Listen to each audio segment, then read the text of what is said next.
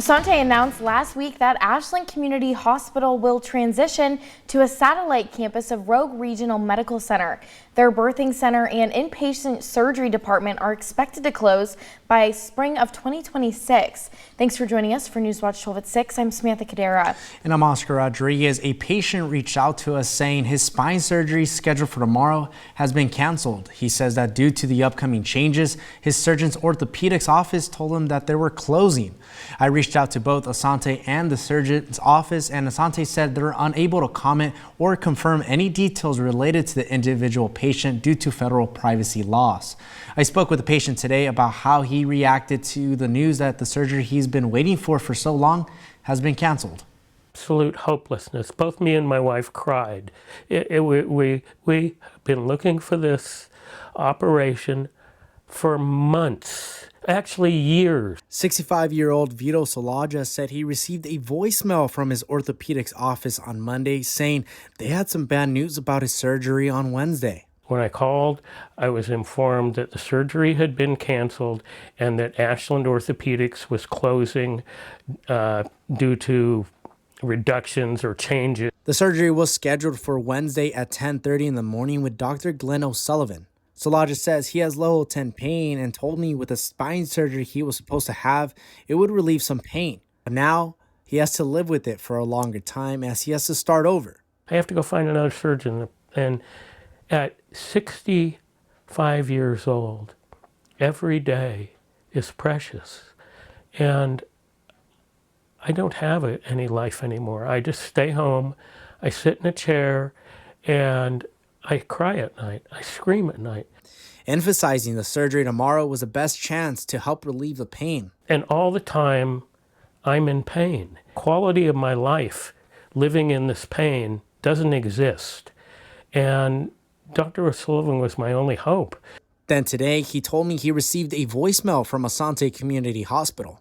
I'm so sorry about the cancellation. I'm just finding out about this today myself. All I can do is suggest that you call another orthopedic surgeon group. I mean, what is that? What is that? You know, that's all I get from the hospital. Nothing else. I reached out to Asante Community Hospital and they responded saying they're unable to comment or confirm any details related to the individual patient due to federal privacy laws, but still waiting to hear from the Dr. O'Sullivan's office to confirm if the orthopedics office will be closing. In a crime alert, Siskiyou County Sheriff's Office is looking for these two suspects after a shooting this morning in McLeod. Right now, you're looking at security footage of the two at McLeod RV Park this morning. The Sheriff's Office says the suspects shot multiple rounds at the deputies' unit during a pursuit and fled on foot. If you see these two, do not make contact, but call 911 immediately. Police are now asking for residents to stay at home as they continue their search. We'll have more updates at 6:30. In a developing story, Oregon OSHA has fined a Medford contractor more than $128,000 for safety violations. In November, OSHA inspected a job site where Schrader Homes Incorporated was completing framework on a two-story residence. At the site, OSHA found a total of 5 violations, 4 of which related to falling hazards. 2 of those were also repeat violations. A closer look at the violations and fines can be found on our website. Schrader Homes has filed an appeal for its citation. Oregon Housing and Community Services is funding nearly 5,000 affordable rental homes this year, with nearly 480 homes being approved this month. 24 of those homes receiving funds are located at Pelican's Perch in Brookings. OHCS says they funded the creation and preservation of more than 4,800 affordable homes this year, a 50% increase from 2024. They've been able to break ground on projects faster after launching Oregon's centralized application in June of last year. And we saw some raindrops today in Medford area, but let's check in with our Storm Alert Weather 12 Chief Meteorologist Matt Hoffman. Matt, can we expect any more rain this week? There is going to be a quieter stretch of weather, you guys. So we're basically done with most of the rainfall after we get past tonight. A few lingering showers possible, mainly closer to the coast, but all in all, It's looking very quiet through the rest of the week and then into this weekend. Right now, visibility looking good across the Rogue Valley, but I do expect some more areas of fog to develop tonight, especially as we look for clouds to go on the decrease for most inland areas. Take a look at rainfall reports from the last 24 hours. It has not been much, mainly trace amounts in the Medford area. Some spots recording just 1/100th of an inch, including in Eagle Point. Our weather watcher Nancy up in Prospect saying 4/100ths of an inch at her house, and then Gold Beach seeing 4/100ths of an inch as well. It's not much. Taking a look at the radar and the satellite imagery, most of the wet weather is to the north. Some impressive rain amounts in northern Oregon into Washington State. Flooding concerns from this atmospheric river, along with some shower activity into parts of southern Oregon. We've had some pretty gusty winds. Summer Lake recording a gust near 60 miles per hour earlier today. A wind advisory for eastern Klamath and Lake County goes until 10 o'clock tonight. Winds starting to come down though a bit, but still pretty gusty through some of the higher terrain in the region. Temperatures this hour: 52 in Grants Pass, it's 51 in Medford, 48 in Klamath Falls, and 48 degrees in Montague. For tonight, expect a few lingering showers at the coast. Areas of fog developing in our west side valleys of southern Oregon and northern California. And then looking ahead to tomorrow, inland areas seeing brighter skies and some warmer temperatures. I'll let you know how warm it's going to get for tomorrow on your Wednesday, and a peak towards the weekend coming up. And as the season of giving continues, a new report highlights the city of Oregon's efforts throughout the entirety of the year. Newswatch 12's Daryl Green joins us live in studio after taking a close look at the report and learning more about key findings throughout the state of Oregon. Daryl, what can you tell us?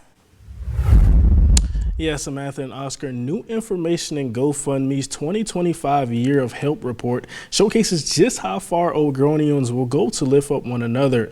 The data reveals a pattern of generosity that stood out nationwide.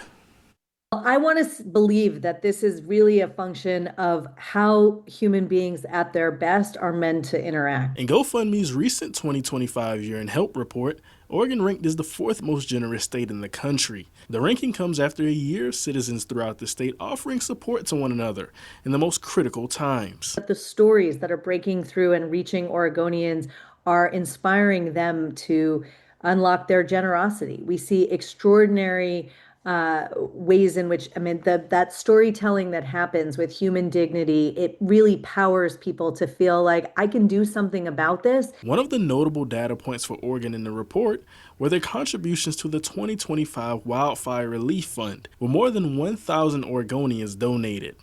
Many Oregonians themselves have faced the challenge or the imminent challenge of the threat of having to be displaced or being evacuated or staying inside because of wildfires. And that empathy of having been through it, I think, contributes to that extraordinary generosity that we see. That generosity also extended locally throughout the Rogue Valley, with many notable fundraisers in Medford, including $100,000 being raised after a mother and son were diagnosed with cancer within 24 hours of each other. Now, Samantha and Oscar, what these reports show is that when stories of struggle reached Oregonians this year, they answered with hope and refused to let their neighbors face hardships alone. Reporting live in studio, I'm Daryl Green. Thank you, Daryl. Well, we're continuing our annual Stuff the Truck campaign this season of giving, and we're still working to fill an entire semi-truck with groceries for local families. Yep, that's right. Newswatch 12's Grace Ritz joins us live from Ray's Food Place in Rogue River. Grace, tell us how to donate to Stuff the Truck.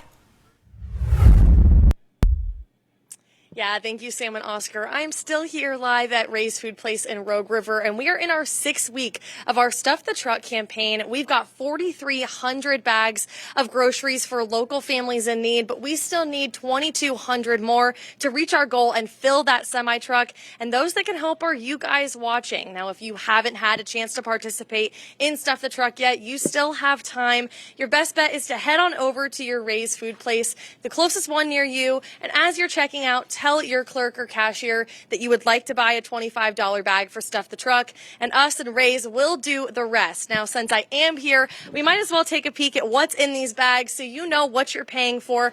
Right off the bat, we got a ton of pizza and pasta sauce, some chocolate chips for some baking, as well as some turkey stuffing, chicken broth, anything that you might need for your holiday meals. So if you are looking to help out local families in need in the region, you can head on over to your Ray's Food Place, or you can make a donation on KDRV.com. Reporting live in Rogue River, I'm Grace Ritz. Thank you, Grace. And across the Rogue Valley, CASA Corps appointed special advocates is teaming up with dozens of businesses to host giving trees this holiday season to support children living in foster or relative care across Southern Oregon. Newswatch 12's Danny Stepanovich has more. It's shopping day for the Lawtons. What was your favorite part about your experience today? Shopping. But this time they're hunting for gifts for children they've never met. And so I think it's really important to give back.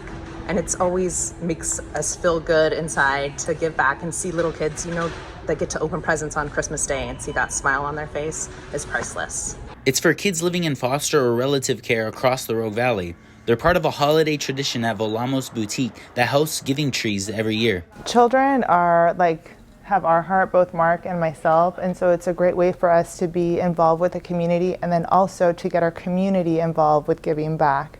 For the Lawtons, every gift they select will go to a child in need, from toys and collectibles to coats and other basics that are often taken for granted. Sometimes we take for granted what we have, and we forget that there are children out there and families out there that need things, just even small little things that we don't think about. As they move through the aisles, the cart starts filling up, and the giving tree makes it easy. Tags with each child's age, gender, and interest. What about the Squishmallow? Even though she has almost everything that she could want, that we can also give to kids that don't have. Actually, Lacey was the one this year that said, "Hey Mom, we need to go get a tag off a tree." Volamos is taking gifts until December 14th. In Central Point, Danny Stepanovich. And the Rogue Valley Growers and Crafters Market is ready for the colder weather, with their Tuesday and Thursday markets moving into indoor spaces. Along with operating the Phoenix Civic Center, the market has started a new partnership with the Rogue X, allowing a larger space for vendors and customers. Really exciting to have that partnership now. There is so much to shop locally here, support your local small businesses and small farms. The indoor market will run through December 23rd.